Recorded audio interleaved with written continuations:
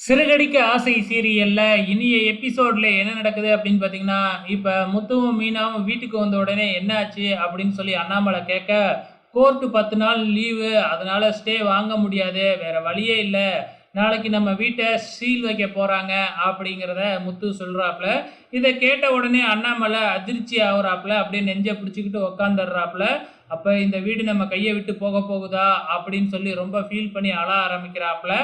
ஆனாலும் இந்த மனோஜ் திருந்தாம பேசாம இந்த வீட்டை வித்தரலாம், வேற வழியே இல்லை அப்படிங்கிற மாதிரி சொல்லிக்கிட்டு இருக்கிறாப்புல. எல்லாருமே மனோஜ் மேல கோவப்படுறாங்க.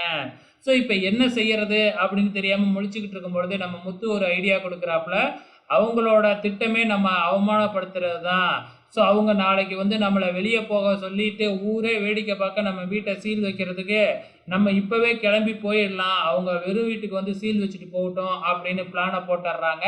அந்த வகையில் வந்து பார்த்திங்கன்னா நம்ம அண்ணாமலை நம்ம முத்து மீனா கூட அவங்க வீட்டுக்கு போகிறாங்க. இங்கே நம்ம ஸ்ருதி மற்றும் மனோஜ் அவங்க வீட்டுக்கு ஸ்ருதியோட வீட்டுக்கு வந்து பார்த்திங்கன்னா நம்ம விஜயா கிளம்புறாங்க. மனோஜை போய் கடையிலேயே தங்கிக்க சொல்கிறாங்க. அப்படியே வீட்டெல்லாம் பூட்டிட்டு அவங்க மாட்டுக்கும் கிளம்பிடுறாங்க. ஸோ இதுக்கப்புறம் என்ன நடக்க போகுதுன்னு தான் தெரியல. வெயிட் பண்ணி பார்க்கலாம்.